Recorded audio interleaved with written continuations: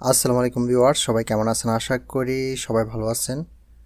বরাবর মতো আজকে একটা নতুন কন্টেন্ট বা ভিডিও নিয়ে এসেছি আপনাদের জন্য।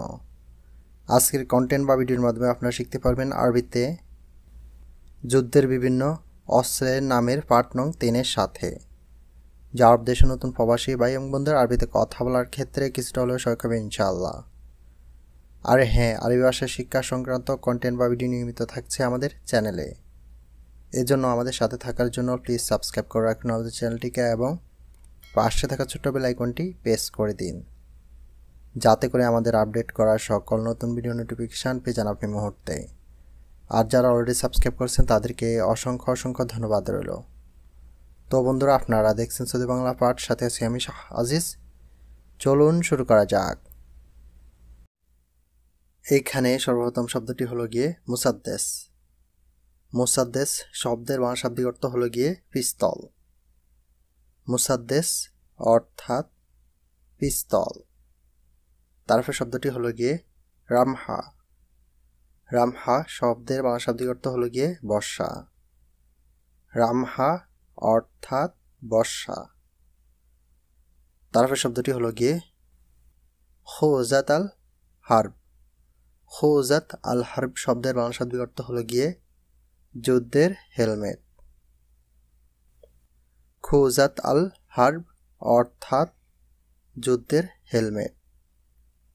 তারপর শব্দটি হলো গিয়ে দিরা হার্ব।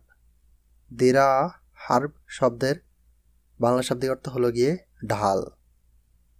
দিরা হার্ব অর্থাৎ ঢাল। তারপর শব্দটি হলো গিয়ে কোকতিল হারেক। কোকতিল হারেক শব্দের বাংলা শাব্দিক অর্থ হলো গিয়ে পেট্রোল বোমা। কোকতিল হারেক অর্থাৎ পেট্রোল বোমা। তারপর শব্দটি হলো গিয়ে কার সিলা।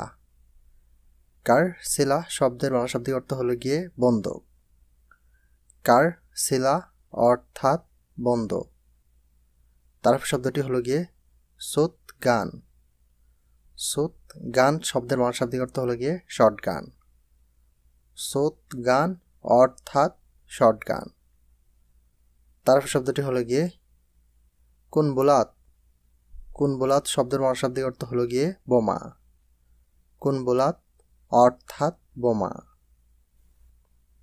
তারপর শব্দটি হলো গিয়ে আল মুজাহারা। আল মুজাহারা শব্দের বাংলা শাব্দিক অর্থ হলো গিয়ে বিক্ষোভ। আল মুজাহারা অর্থাৎ বিক্ষোভ। তারপর শব্দটি হলো গিয়ে হার্ব।